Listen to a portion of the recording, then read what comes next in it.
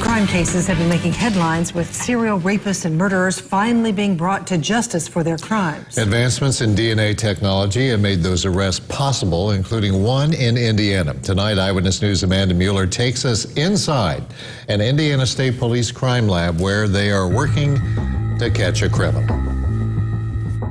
I've spent over 2/3 of my adult life wondering if we would ever get a solution. New technology, probabilistic genotyping, familial searching, and genetic genealogy. giving answers to those who grieve. You know, it was like a gut-wrenching feeling, but there was relief afterwards. And bringing justice to some who thought they got away with murder.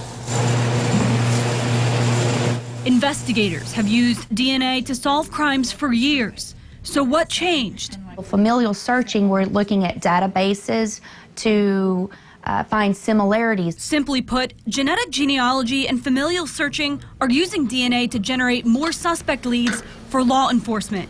We've actually solved 3 cases in Indiana using genetic genealogy.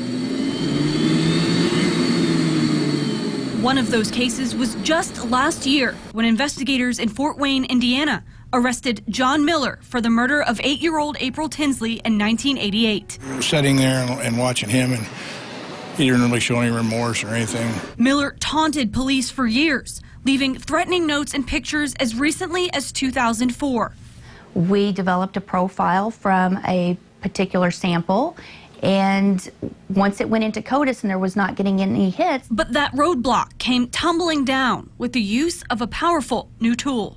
He requested genetic genealogy on that particular sample. So investigators sent the sample to Parabon Nanolabs, which compared it to public genealogy data. The genetic genealogist developed a family tree. They got it down to investigative leads. In the end, investigators caught Miller with what they found in his trash can. The investigator went and was able to obtain a discarded DNA sample, which was brought into the laboratory and compared to the unknown from the case. It was a match. Part of the DNA process is taking standards from individuals who have had DNA submitted for analysis. So we have pulled DNA from shirts, pants, hats, masks, cigarette butts, lipstick cases. In fact, when we swabbed for my DNA, I asked if my lipstick would affect the sample. The answer might surprise you. We've had car thefts, and inside the cars they have left actually little tubes of lipstick. We have actually obtained a DNA profile from the colored portion of the lipstick. Using these DNA standards and other data, hair color, eye color, birth records, death records, marriage certificates, age, all of those things they can take into consideration to help deduce down those family trees to, a few individuals. A genetic genealogist used this technique to solve the 1992 murder of teacher Christy Marak in Lancaster, Pennsylvania.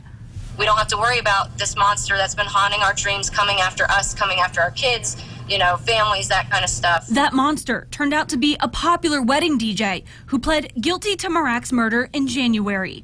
We're still like, why? I'm really, for 25 years, I'm still trying to figure out why this all happened. Parabon Nanolabs and the genetic genealogist used the database GEDmatch to solve Marak's murder.